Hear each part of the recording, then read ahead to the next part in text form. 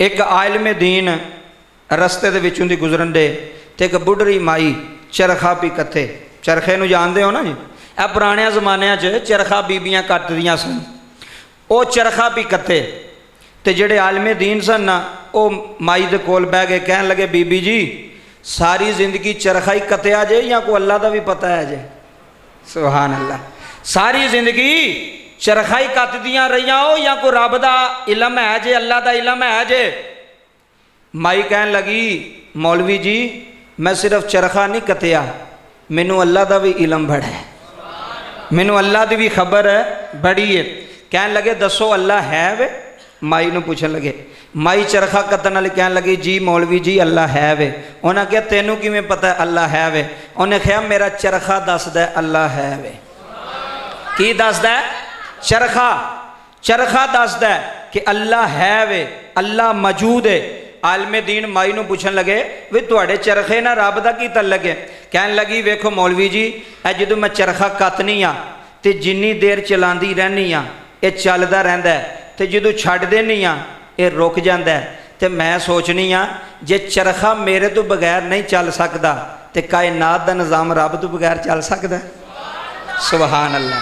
है कायनात का निज़ाम कोई चलाने वाला तो है ना।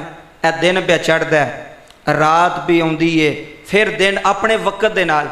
कदी होया भी रात 2 घंटे लेट हो गई है? कदी जिंदगी च दिन जनाबे वाला 2 घंटे अद्धा घंटा लेट हो गया, दिन नहीं चढ़ता पाया, निज़ाम चलता पाया। तो जिहड़ा ये निज़ाम पे चलता है इनू कुछ चलाने वाला कोई नहीं? बोलो है ना? वो खुदा है, वो अल्लाह है, वहदहू ला शरीक है, जिहड़ा एक निज़ाम चला रहा है। सूरज अपने वक्त ते आ रहा है, चन्न अपने वक्त ते आ रहा है, सितारे अपने वक्त ते आ रहे हैं, हर निज़ाम बारिशां अपने वक्त ते आ रही ने, हवावां चलदियां पईयां ने। फिर वेखो माई कहन लगी भी जे चरखा मेरे तो बगैर नहीं ना चलता, मैं छड्ड दियां तो रुक जाता है। तो इस निज़ाम कायनात का निज़ाम चलाने वाला है वे, जिहड़ा चलांदा पिया ते निज़ाम, जिहड़ा चलांदा पिया ते निज़ाम। चरखे वाली माई ने आलमे दीन नूं हैरान कर छड़िया, एड्डी वड्डी गल कीती। और आलमे दीन कहन लगे अम्मा फिर दस अल्लाह एक एक के 2 ने? हुण तवज्जो करी। माई कहन लगी जी अल्लाह एक ही है, कल्ला वे। अम्मा वो किवें? फरमाया ये भी मेरे चरखे ने दसिया है, ये भी मेरे चरखे ने मैनू सबक दिता है। आलमे दीन बड़े हैरान परेशान। माई नूं कहन लगे तेरे चरखे ने किवें तैनूं दर्स दिता है? कहन लगी वेखो मैं कल्ली हाँ तो मैं चरखे नूं जिधर मर्जी चलानी हाँ, तो अगर एक होर बीबी होवे वो दूसरे पासे नूं चलाए, मैं दूसरे पासे नूं चलावां तो चरखा चलेगा? बोलो सारे, चलेगा नहीं, धागा टुट जाएगा, चरखा खराब हो जाएगा, रफ्तार तेज हो जाएगी, निज़ाम रद्दो बदल हर चीज़ खत्म हो जाएगी।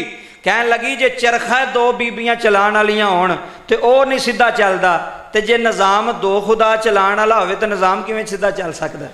चल सकदा? फरमाया अल्लाह एक है, खुदा एक है, वहदहू ला शरीक है। वही कायनात का निज़ाम चला रहा है, वही दुनिया का निज़ाम चला रहा कि नहीं चला रहा? चला रहा है, सोहना चला रहा है। इस वास्ते अज कुछ लोग ऐसे है ने जिहड़े यूनिवर्सिटियां विच पढ़ के, कॉलेजां विच पढ़ के अस्तगफिरुल्लाह नाउज़ बिल्लाह वो अल्लाह का इनकार पे करते हैं। एथलिस्ट वो कहते हैं दुनिया का निज़ाम आप ही पे चलता है, साइंस की वजह तो निज़ाम पे चलता है, चलाने वाला कोई नहीं। मैं क्या जे चलाने वाला कोई ना होंदा तो इंज निज़ाम चल सकता नहीं सी।